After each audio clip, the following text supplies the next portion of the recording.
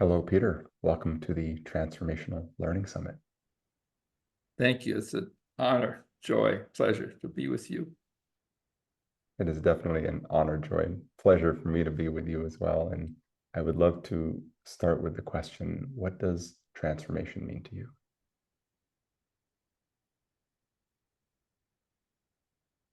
It means create an alternative story, narrative, context within which I live.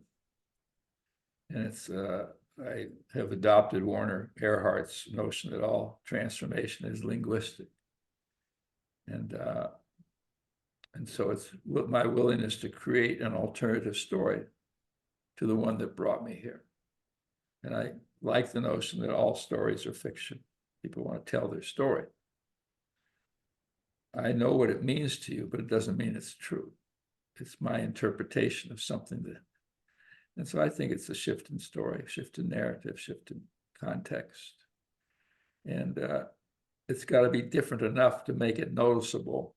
And I contrast transformation with reform. Reform is trying to make things a little better, and it always fails because it doesn't shift the context in which it operates. So making a school reform, police reform doesn't change anything.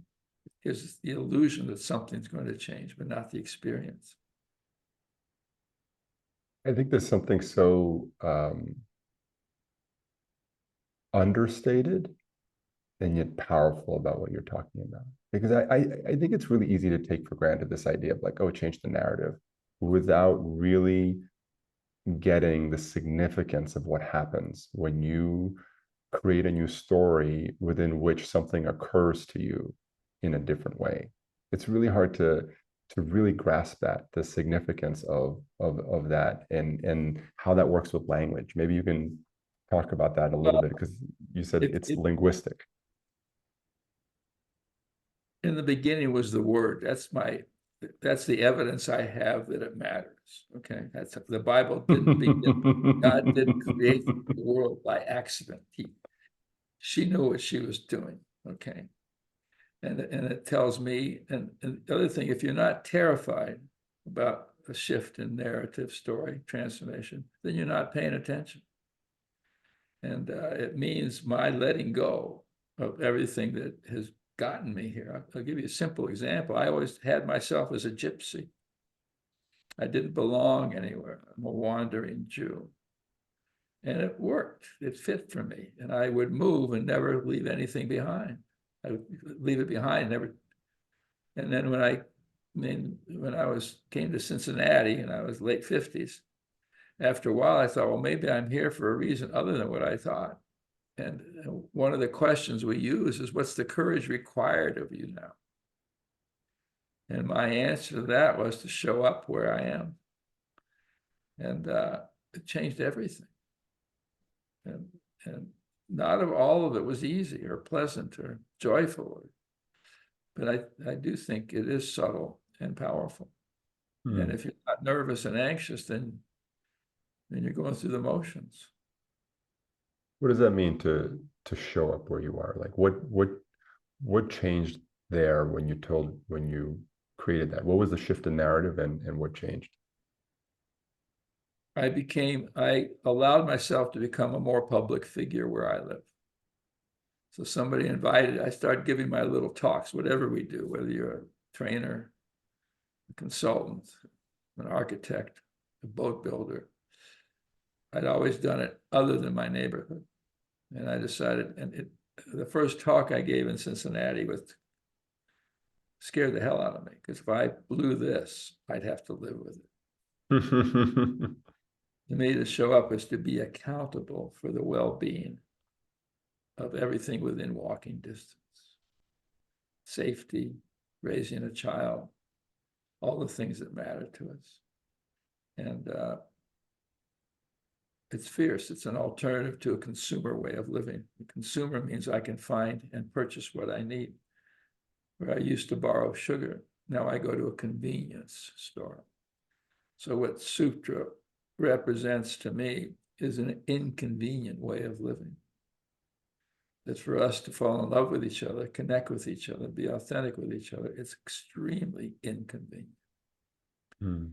Small, it's slow, and absent of any easily seen evidence. And a friend of mine works with schools, and he says small, slow, and underfunded is the only chance for transformation. And I love that. And if I'm not willing to do that, then what's the point? Mm. Then it's fine. You don't need a point. But anybody who shows up with either one of us has some inkling or some itch for the future to be distinct from the past. And There's something so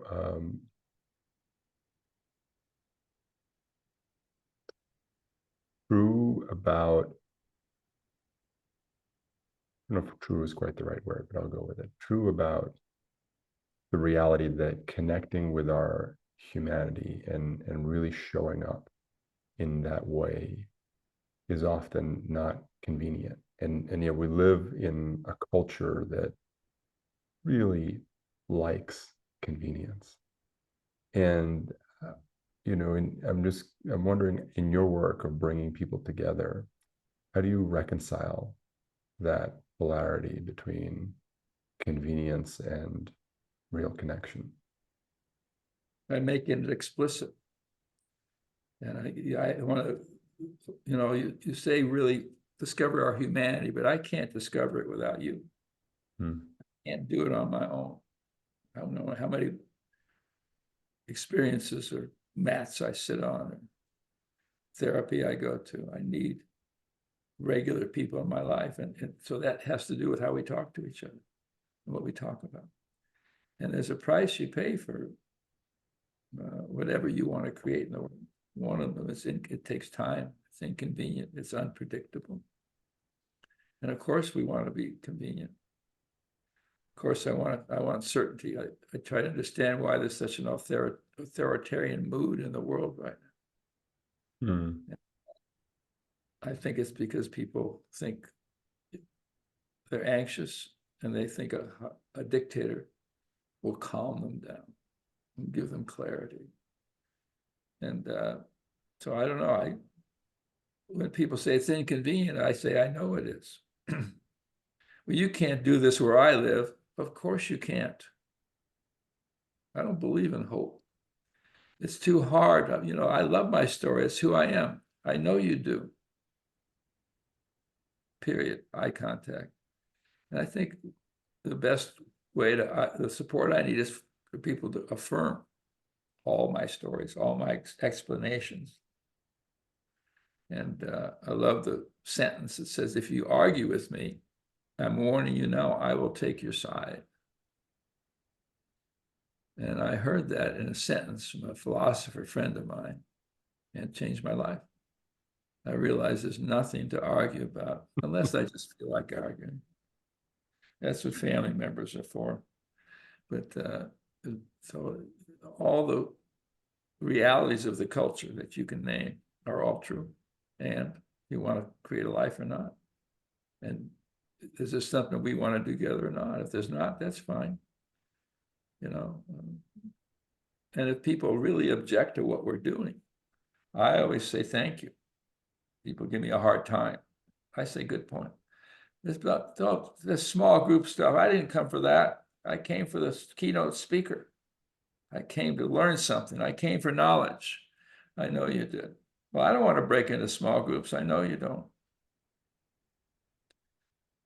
But don't leave the room. We need you in this circle. Go sit in a small group because that's what we're going to do. But you don't have to say anything. You can journal to yourself, this is the stupidest thing you've ever done, but don't leave the room. And so you just learn ways not to be captured by everybody's story about what they can't do, including mine. There's something really powerful in just affirming a person's story. It reminds me of one of Werner's aphorisms, which is, the truth once spoken becomes a lie. And I just love that because to me, what it points at is that anything that you say and uphold as truth exists in a context. And as soon as you speak it as such without really identifying the context, it's not this universal truth. Well, and it gives you some choice about it. So if you Mm, ask people, what doubts do you have about being here? What's the no you've been postponing? What's the yes you no longer mean? As soon as they say it out loud, it no longer controls me. mm, As soon as I tell you that, you know, it's hard for me to say no to any invitation I get. As soon as I say it out loud, it's a little easier. That's the lie that the spoken word gives you choice over. It's not that it's not true. And it was very liberating for me to realize my story was just something I made up to get through the day. And if I can just see it for that, then I have a choice. So I think the speaking that you invite people into is a small step towards their freedom and not being controlled by my story, emotions, feelings. mm, And that's what I love about what you do is you realize we need to create experiences for people, even virtual. I don't care what the setting is, okay? And what you do is you design experiences where most of the world wants to share information. You know, the information economy is not that interesting. It's amazing, but so what? You know, I mean, it's nice we can be together. So I think what you represent, what Sutra represents, is the fact that we can design experiences that create connection and accountability under any conditions. And that's what I've done all my life is whatever room I go into, I say, well, the future has to exist in some form while we're together in this room. Otherwise, it's just talk. mm. Say more about that future aspect. Well, most of us have a desire to occupy a world other than the one we're inhabiting now. If people are really satisfied with themselves and their life and what's going on, you and I will never meet them. And I'm grateful for that. You know, we're looking for people looking for us. So anybody I'm in the room with, I figure that there's no accident that they're there, even if they took a wrong turn. And people used to be giving talks places. Oh, this is the wrong room. I was going to a course on computer literacy. And I say, well, you're welcome to stay. There are no accidents. And so if people are in the room, there's some itch that we have to see things move in some direction. I don't care what it is. It can be common good. It can be. And so you say, well, how do we make it easy for people to get what they came for? Even if what they came for is too small. Like people say, I came to listen to the expert. Okay. I said, I know you did. And I never ask people what their expectations are because they're too low. Like one of the questions that changes our way of being together is say, why was it important for you to be here today? And what Sutra represents to me, my illusion of it, is that you care more about meaning than methodology. So if I say, why did you come today? You say, oh, somebody sent me. I saw blah, blah, blah. Why was it important for you? You say, we're here to talk about what things mean to us.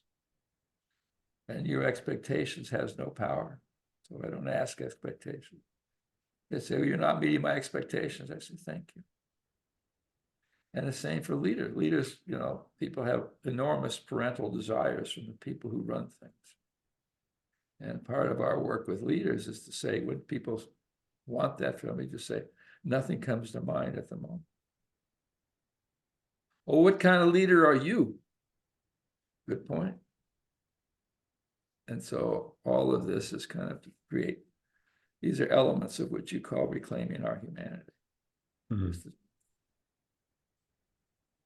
You said that I care more about meaning. I think the word that came up for me is what I really care about is awareness, and that as a context within which meaning occurs, within which my responsibility for the meaning that I make occurs, within which my capacity for agency occurs. And so that's always been um, the aspiration in any group space.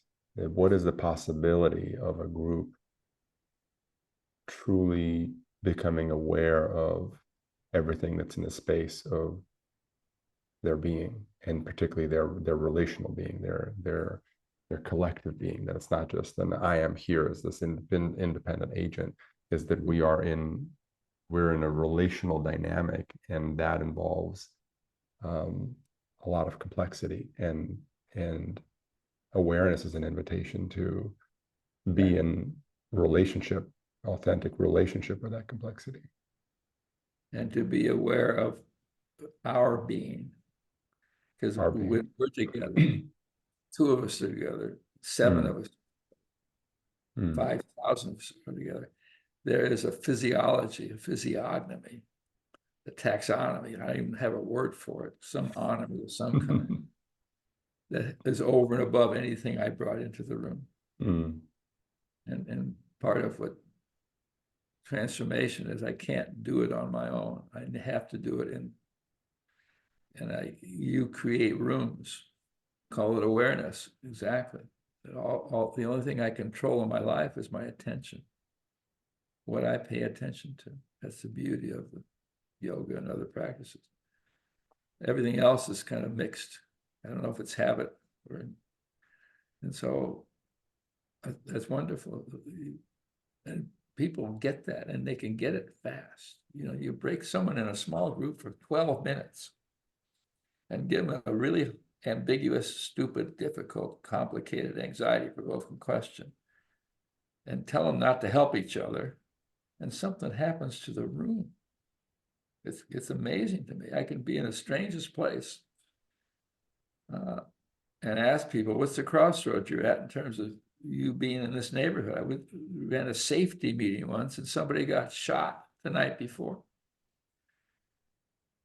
And I break them into small groups because I happen to be hosting a meeting and when did you first start caring about this neighborhood? And in 12 minutes, I come back and I said, what struck you? And they said, I'm not alone. mm. And the room changes. If I find I'm not alone with you or three of us, then I'm not alone in the whole room. And it's What was that piece you said about give them an ambiguous question, but then tell them they can't talk be to each helpful. other? They No, can't they help each can't other. be helpful. Be curious. Mm, Anytime you give advice or help people, uh, it's a colonial act. mm. And the culture is filled with colonial charity. And so you're trying to say, could you just be curious? So be curious instead of giving advice and trying to fix or solve the thing. That's very Mm, hard for all of us. And it's the question of curiosity is very powerful and simple, which is, uh, why does that matter to you? And if they tell you, I don't care what they're talking about, okay? And as soon as they tell you that, and then why does that matter to you? And they tell you that, and then you ask them, so you're trying to go deep instead of fast. That's the inconvenience. mm. And it takes 12 minutes for three people to connect with each other in ways they didn't know was possible. And they learn the same thing every time. I'm not alone. And there's nothing wrong with me.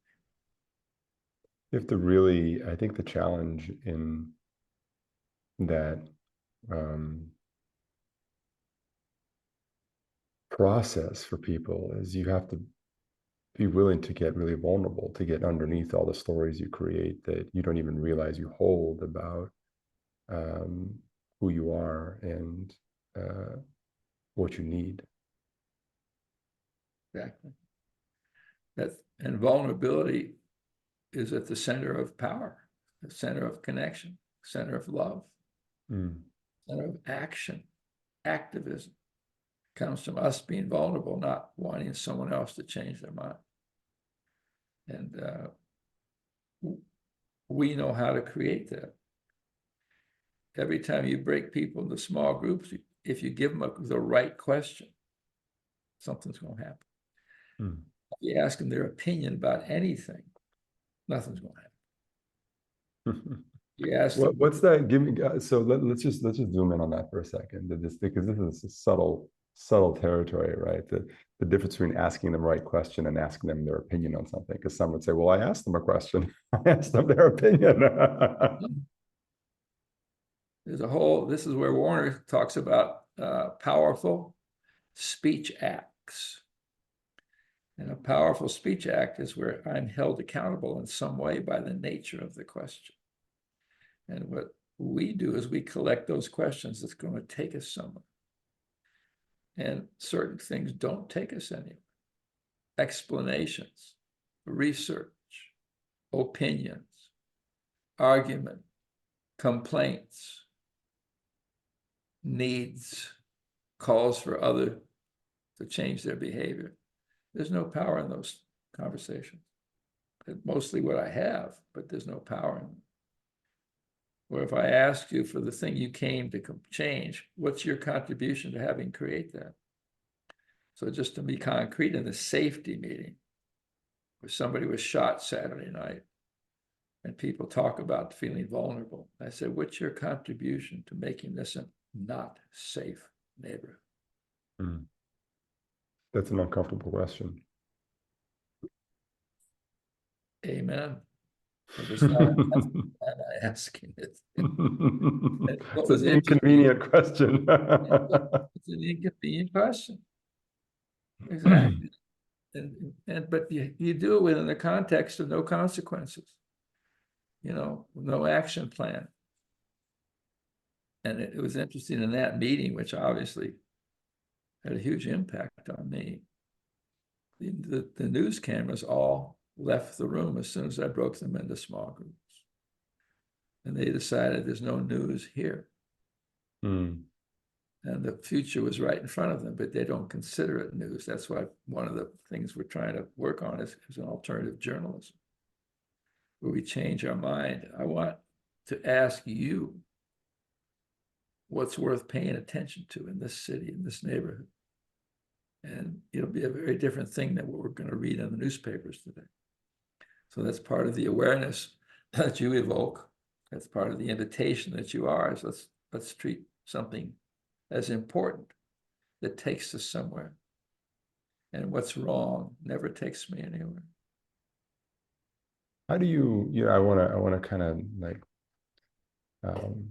dig into this question a little more. So the question that you just shared, what's worth paying attention to in this city? It comes close to an opinion question. And where's the distinction between something that is an opinion and something that is a question that opens up meaningful territory? Right. I want to know what you care about. I don't know what you think we should do about it. Mm. I'm not interested in action, because if action occurs in the way we came into the room, nothing's going to be different. We just think if we say it again or say it louder, it'll matter. The police, for example, cannot keep me safe. There's no relationship between police presence and the prevention or occurrence of crime. Now, there's things they can do. And so it's tricky, but I don't ask people to talk about needs like we work in neighborhoods, isolated people. And so instead of calling people poor, which declares they're broken, we say, well, these people are socially and economically isolated. So if you ask me about what Sutra's doing in the world, I would say you're trying to end social and economic isolation. Because if I name it that way, we can use our gifts and capacities to produce it. And so one of the questions you never ask is, what's wrong with you? What's wrong with them? You ask, what are the gifts? And so all these are the questions that you kind of collect over the years to take you somewhere. that people get something other than what they expected.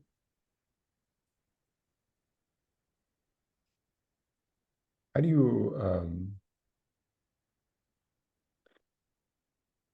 you approach creating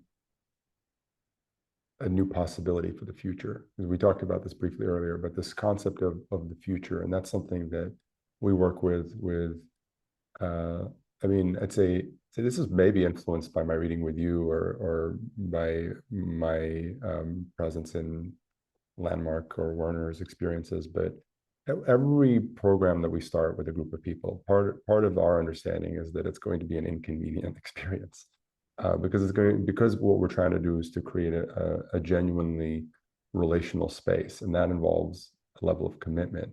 And so the foundation of that for us is having a conversation about the future, which is, what becomes possible through our participation in this space.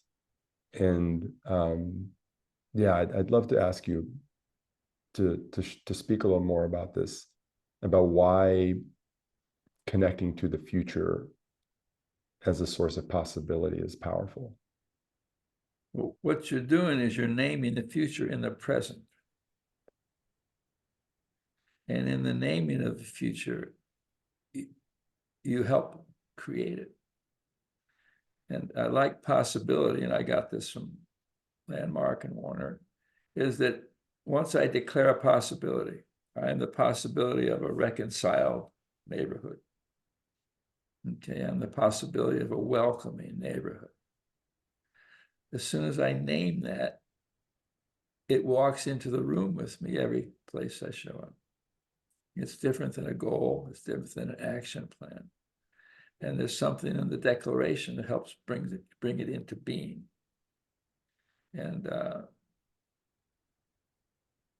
it's just, problem solving doesn't take us very far.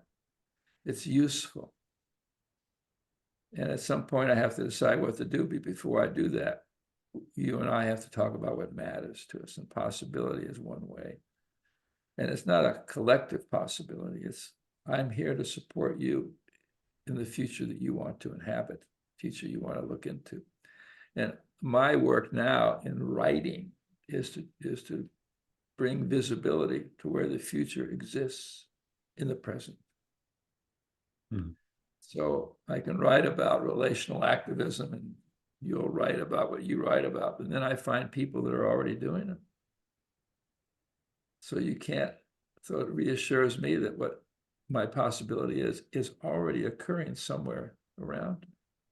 And why don't I pay attention to that instead of paying attention to what's wrong and what needs improvement? So they're all intellectually useless and impossible ideas. And what you do and what we do is to give people experiences so they can experience what happens to them when they declare to two other people, I am the possibility of infinite connection. As soon as I say that out loud, I'm in trouble, because now I'm going to have to I'm going to have to live into it. Hmm. And that what I need from you is to hear my possibility and say thank you. And you, like when I wrote my first book, I went to a writer's workshop because I was nervous about it. Two things I learned. They said, one, never ask for feedback. It'll only depress you. And number two was ask people, what struck you? What did you want to know more about? And so same with you and I. If I can tell you my possibility and you just take it in and tell me what touched you about it, it's, everything changes. And I realize there's nothing wrong with it. And it's not idealism. It's, I don't know. And it doesn't work half the time, but that's why I believe in it. Hmm. That's what you're doing. And the nice thing about us is that when people are in the room with us, virtual or other, they had a choice. And we make it easy for them to say no. It's just that when people say, no, I don't want to do this, you say, well, thank you. I'm sure you have a good reason now. Please don't go. the worst, what's hostile to relational presence as you're using it is like-mindedness. Relational presence is useless if I'm around like-minded people. I only discover who I am in the presence of a stranger. And so even when you break people into small groups, Zoom or home, you say, be with the people you know the least. Because that's where our future resides. And couples will come to our sessions. And I say, we're going to break into small groups. Don't break in the same small group. And they say, oh, we're fine. I know you're fine. Now I break into different, because if I'm not with a stranger, I'll never be surprised.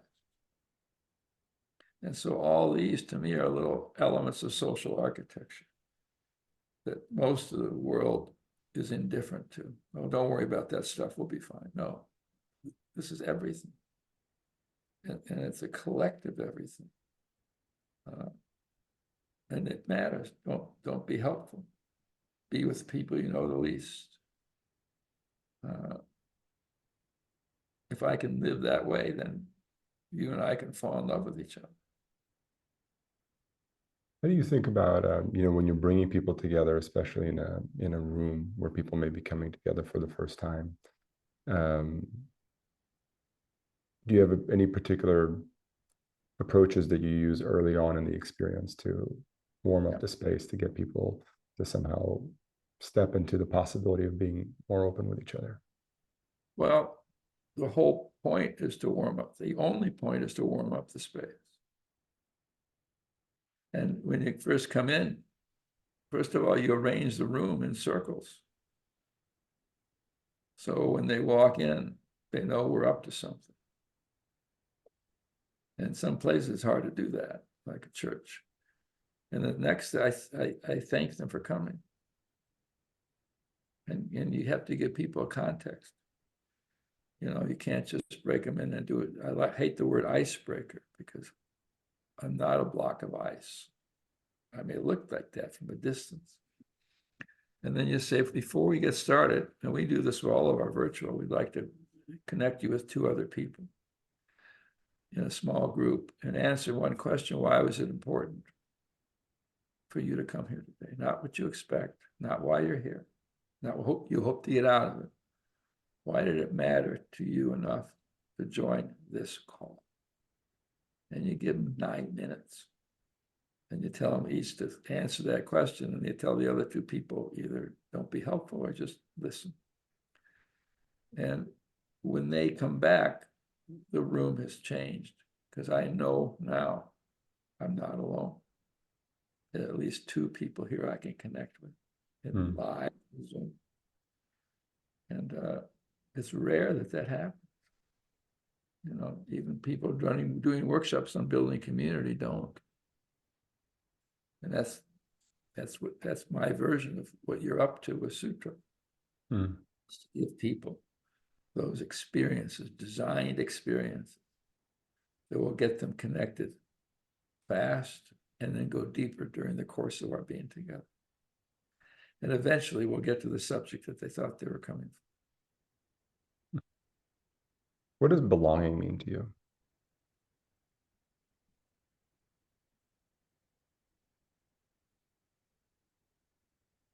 It's the only book title I've created that I like. It means something. The structure of belonging. It means I'm not alone.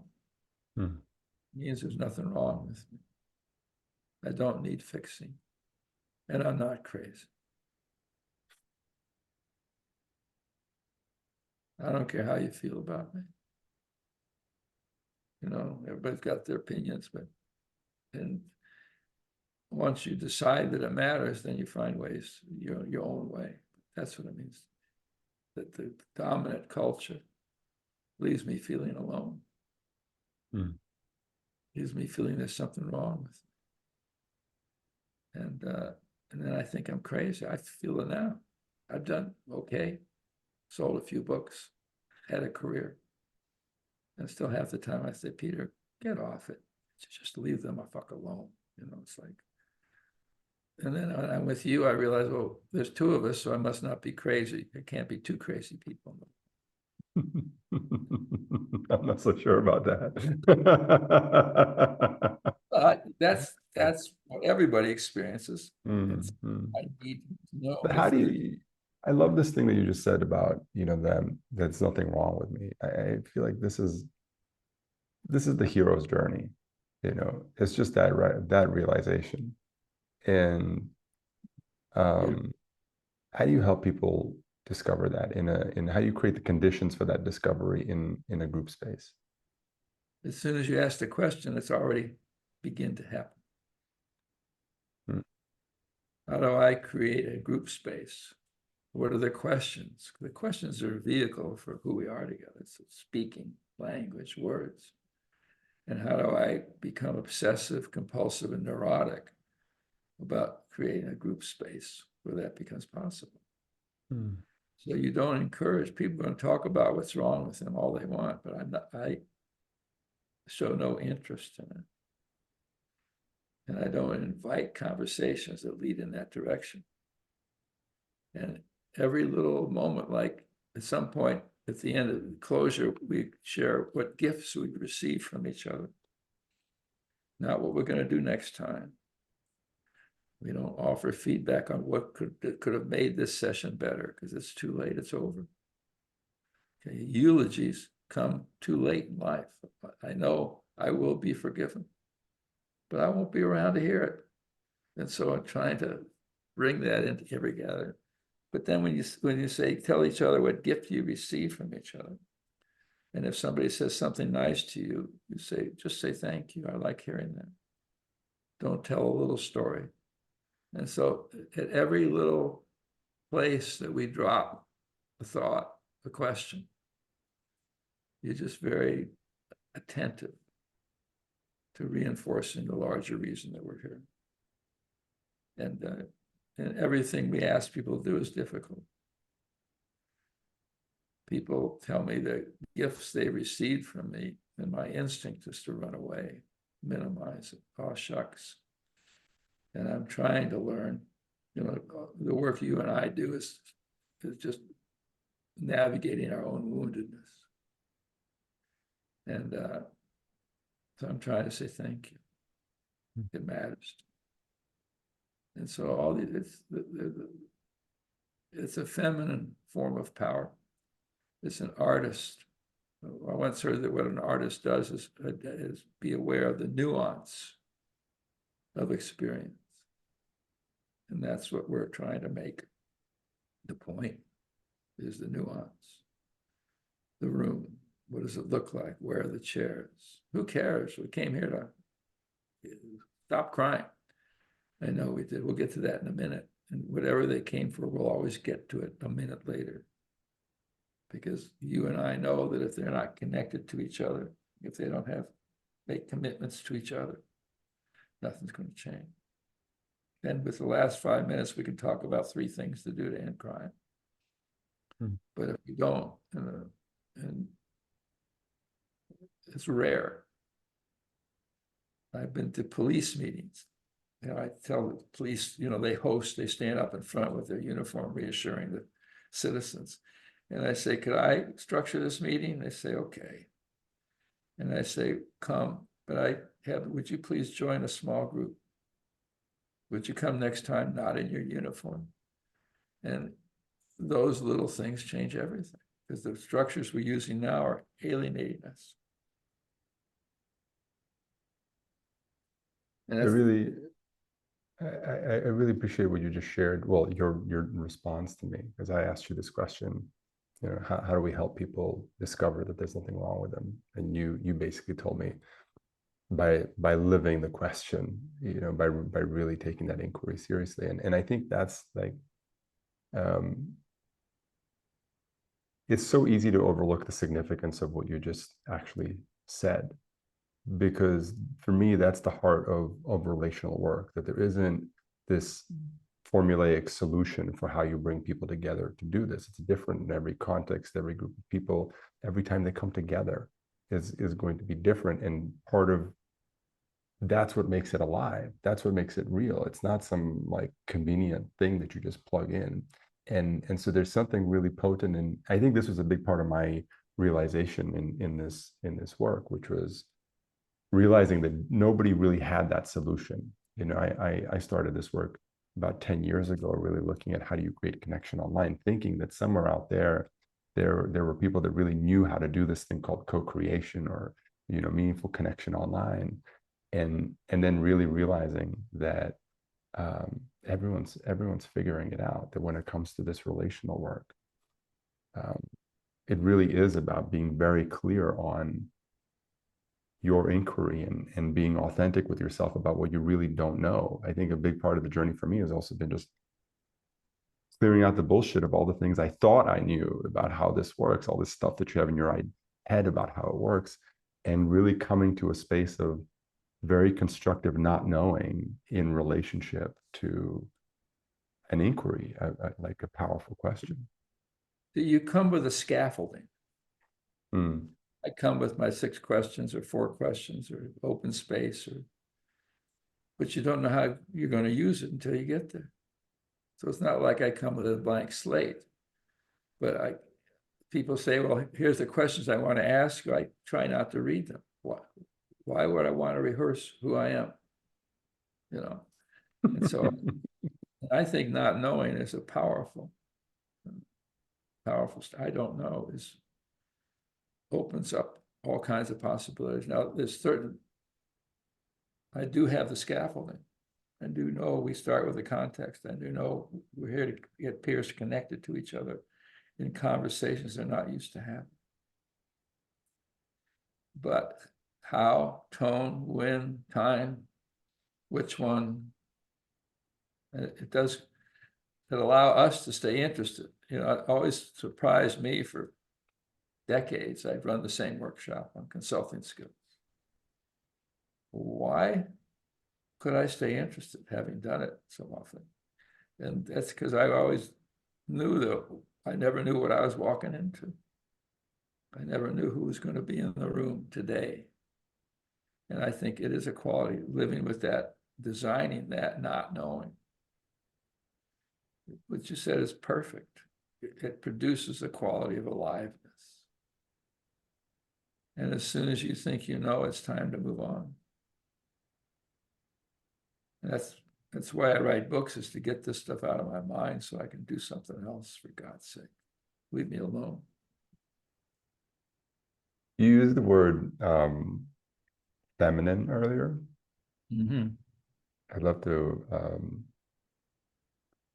invite you to open up a little bit on that, on what the distinctions there between what you might describe as feminine or masculine. So let me ask you to begin that conversation. How did that word land on you when I used it? Or even what's in your thinking as you ask me the question? Hmm.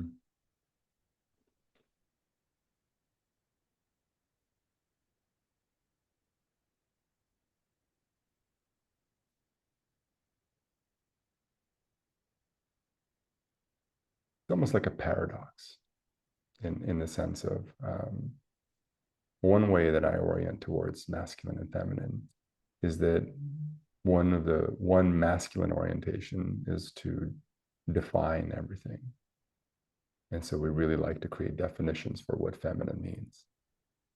And I think that one feminine orientation is mystery. And in that sense, mystery by its nature cannot be defined. You know, it is and it isn't at the same time. There you go. Live with that. Oh, But love there's something that. really powerful Yes, being with that. And that for me is a feminine quality. beautiful. It is, and it's intuition. It is. You said it perfectly. It's the moon. Hmm. All right, the moon's very powerful in my life. Full moon. If you ever talk to telephone operators when there used to be one, okay, they can tell you when the full moon, because people's tone and voice and everything totally change. You know, the tides are driven and by the moon, and the moon is feminine, you know.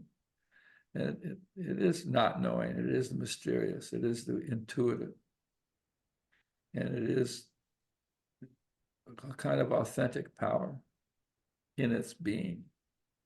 And it's not a contrast or argument. And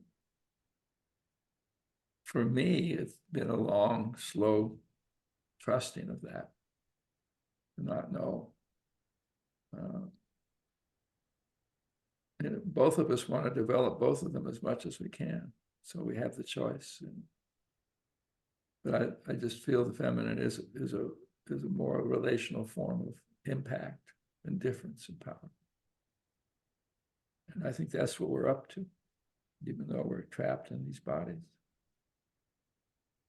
Hmm. Have this, and when you design an hour, or even when I start thinking, well, I should be interviewing you, this is ridiculous. Let me ask you. It'll take us to the same place, but it makes our conversation more interesting.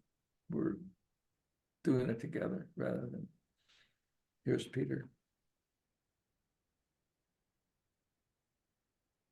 There's something in that also.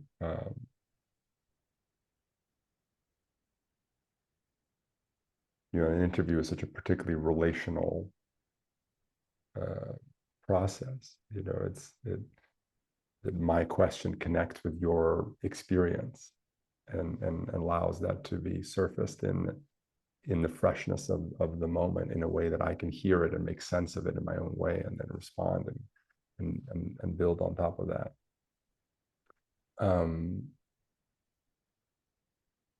I'm curious about your internal process when you design a group space, when you design a group experience. You're thinking, you've been brought on to work with a community or with a group of people.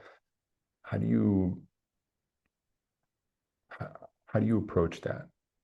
And what how do you I guess I'll share just a brief anecdote of my experience, that when I'm thinking about a group process, let's say I'm designing a flow, there's the macro design of it, and then there's a micro of like the individual gathering.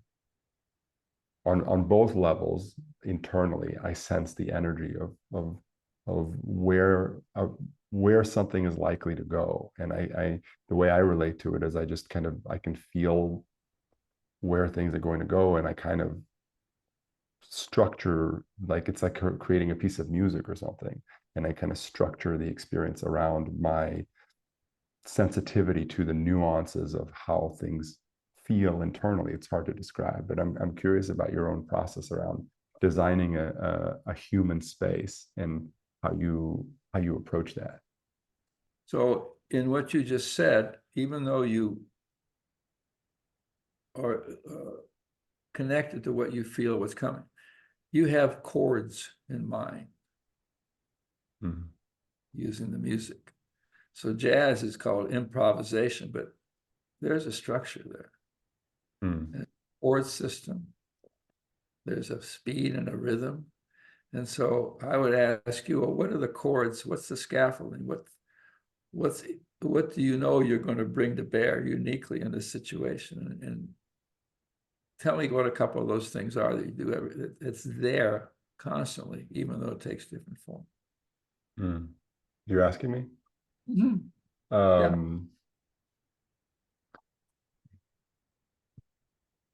Well, certainly moments of stillness here and there. And one of the chords I really like to work with is inviting people to notice themselves, their presence, to notice the space, whatever that means to them. And you have vehicles for doing that, don't you? Vehicles, as in? For noticing. How do you get them to notice something? Oh, usually by saying it. Okay. So one is to breathe, quiet. Another is you invite them. You're going to invite them to notice. Hey, what else do you bring into the room each time it's available to you?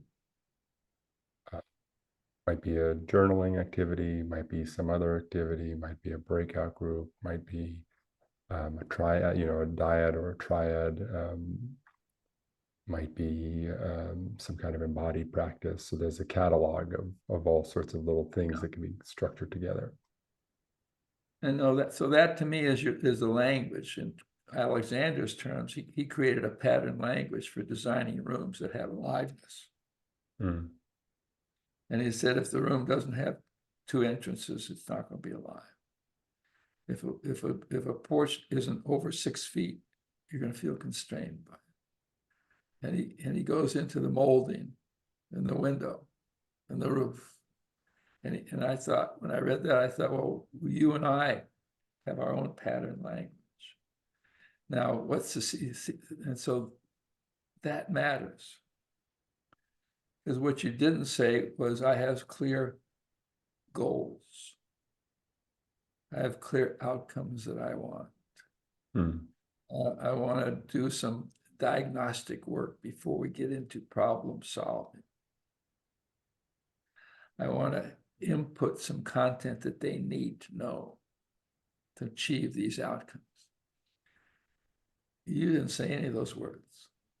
And I would. Maybe I missed that part. No, that's traditional instructional design is based on that. I want to create experiences where we don't know what people are living with. I want to you're creating a scaffolding or the means of surprise. I want people to connect with each other.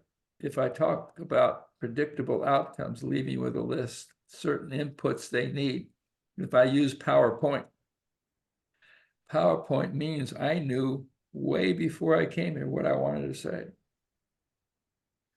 And so that's what we're an alternative to. If relational presencing matters to us, and it does matter, because that's where outcomes come out of. They don't come out of lists and problem solving and commitments, milestones and measures and evidence-based nothing. Okay. That's important. That's what you're offering. Your learning community is that it's not that we walk in and say, hey, I don't make everything up every time I go in. That would scare the hell out of me. But I do walk in with certain scaffolding or tools or constructs. And then when I get in the room, I say, oh, what pace, what sequence? I do the same thing. I know I'm going to break them into small groups.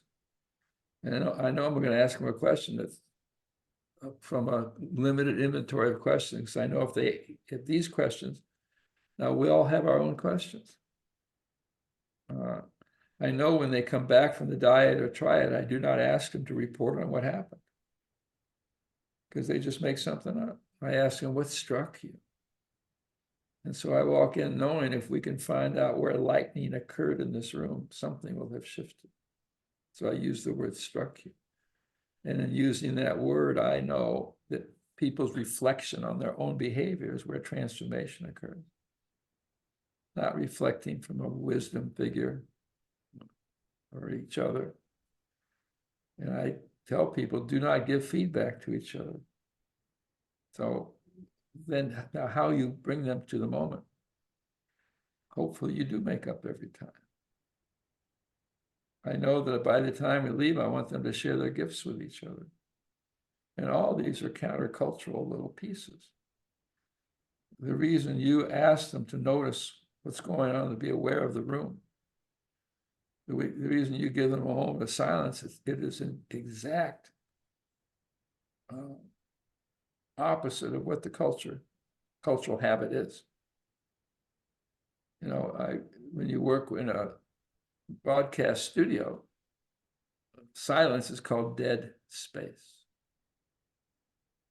And the whole attention economy, the whole viral notion, you're creating by your design an alternative to that.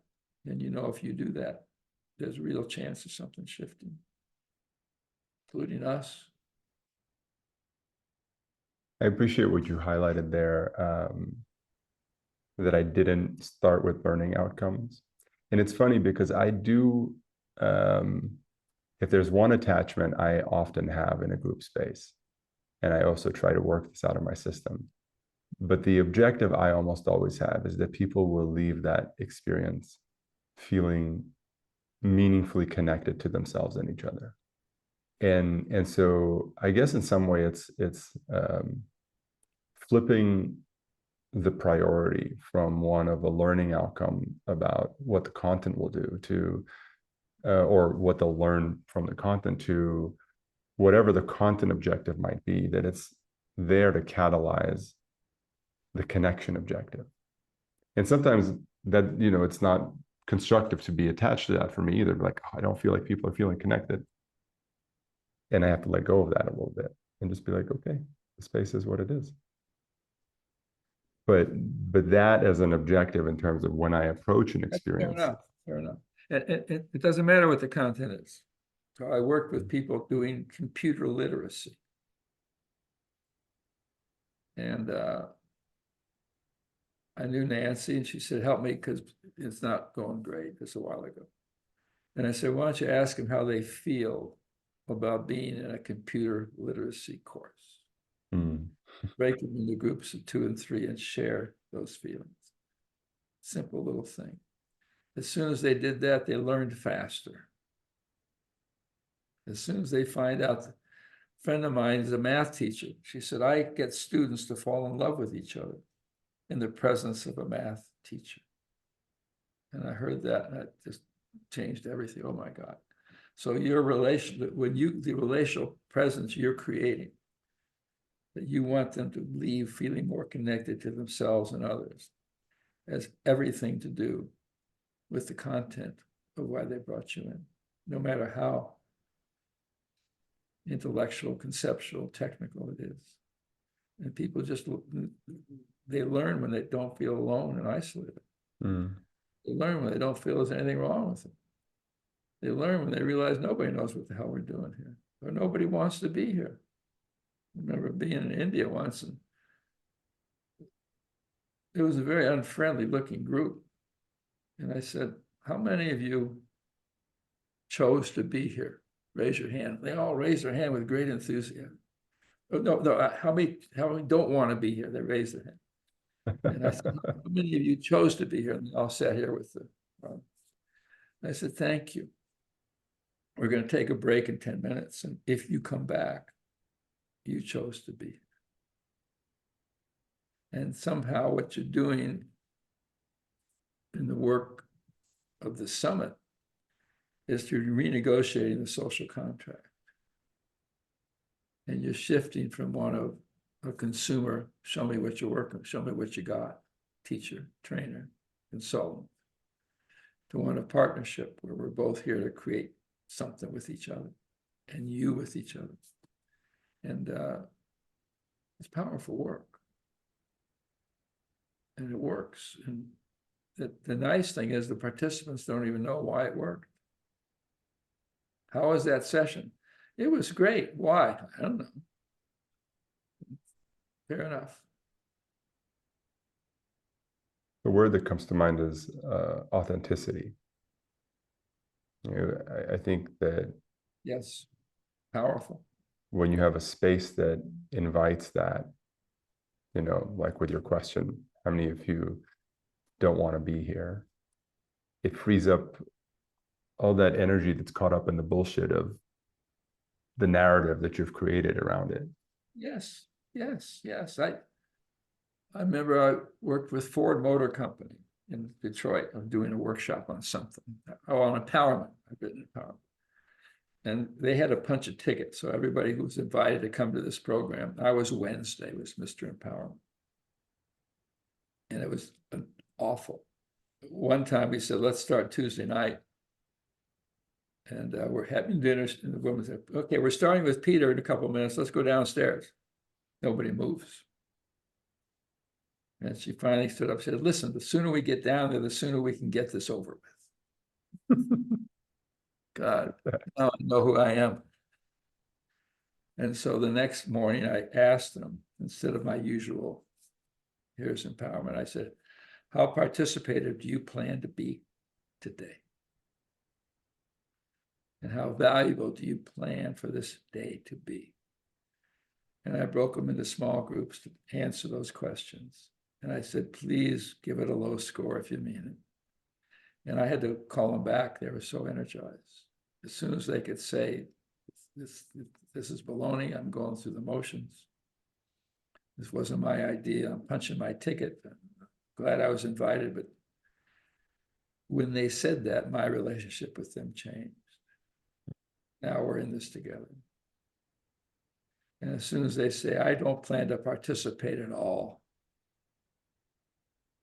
they were doomed, because then they start participating. As soon as they. I love that. But there's something really powerful. So we call this surfacing what's unspoken but communicated anyway. And Love it. there's something so powerful in the cohesion of a group space, whether it's surfacing power dynamics or racial dynamics or whatever's present in the space. Like whenever we run a group experience online, we surface the fact that the statistical reality of any online learning experience is that there's some 90% plus attrition rate. You know, you're highly likely to get busy and drop out. And in doing so, you presence people to the choice that they make. It's not some thing that they just do in the background of their experience. They get to be conscious of the choice that they make in being in a situation or how they respond to it. And I think that changes everything. Say that sentence again. Surfacing. What's unspoken but communicated anyway. I love that sentence. You can make a living off that sentence. That's beautiful. Surface what's unspoken and communicated anyway. Yeah. And as soon as you surface that, they're more likely to say, there's something going on here I don't want to miss. Hmm. What you say that the reason you came to this virtual was to find your voice, not mine. And if we do the same thing, we start with music, we start with a poem, we start perhaps with silence and a group, and they realize they came to find their own voice. And most of the time, the world doesn't work that way. It's wonderful what you said. That's poetic. I think if you can have an experience where you bring people together and they find their own voice, that's it, right?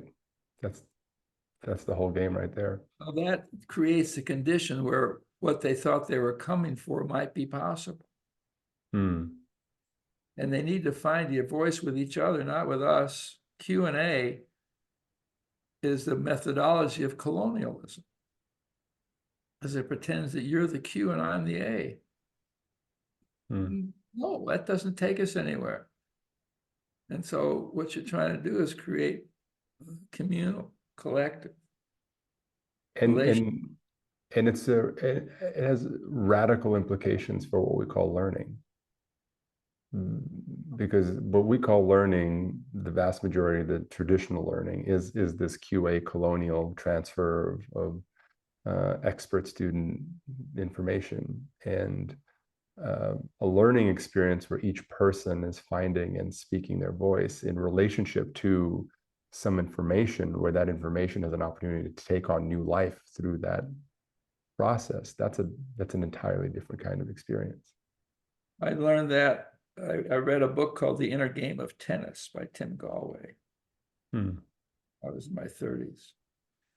And it blew me away, because people learned tennis with him without him ever giving a stroke instruction. And I said, what the hell? I went out there and took his thing. And he said there's a distinction between teaching and learning, and most of the world wants to teach. And when there's a lot of teaching, no learning takes place. And so he hands me a racket and puts a ball, and he says, okay, the ball's coming at you. Which way is it spinning? Ball's coming at you. Where did it hit on your racket? If your racket is a clock, 1 o'clock, 12 o'clock, 6 o'clock, where was your arm when it met the ball? He doesn't tell you where your arm should be. He doesn't tell you to hit in the center of the racket. He doesn't tell you to stand back, bend your knees. And it's perfect with your language. Awareness is what you're after. And he used body awareness and ball awareness as a way of my learning to play tennis 10 times faster than any amount of instruction. That's cool. And that was my life for 5 or cool. 6 years until I kind of, it is cool. And people would want improvement. So I hit them the ball. I want to learn how to hit a volley. And I'd say, okay, I hit them a ball. Show me how you hit a volley now. And they go like that. And I say, okay, before I start teaching you, would you show me how you'd like to hit a volley? And they go, That's a trick. That's a trick question. well, and what you're doing in your elements is helping people that they discover that mostly they have what they thought they were coming for. And if they don't have it, they'll find it from their peers long before they'll find it from the expert. And it's not that the expert isn't useful. It's just that I don't know how to act on what I know. You can define for me where in my brain love resides. But then what do I do with that? And so that's the power of your transformational learning, what you offer. And the reality, like from what you're sharing, the reality is that the context within which that information lands is vastly different from a space of there's something wrong with me, like I don't want to be here, versus I am, whole and complete, whatever my language for that might be, and there's a possibility that we're creating here. This information is the same, but the context within which we relate to that information, it's everything. Changes everything. Yeah, and the context is that I'm not alone, I'm connected, and that I have the ability to make use of what you know. And I don't get that by asking you questions. I get that by talking with a peer about what landed on me from what you just said. And so there is place for content, but how you use it makes all the, do you want the content used or do you want to be right? I used to consult for years and people in conflict, and I always ask them, you want to be right or you want to work something out? They say, oh, I want to be right. I say, good, bye-bye, hire a lawyer. I didn't do that. But I think in the learning situations you're in, you say we're here to help people make use of what you have, not just to understand it. And to do that, they have to play with it. And so you can never lecture more than 15 minutes. And then you break them into groups and say what's landing on you, what's stuck with you, what's making sense to you. And so they're in charge of learning, or the teacher's in charge of stimulation. And there's content's amazing. And sometimes you just want to sit and listen with the person, but it's not, there's no learning taking place, it's entertainment.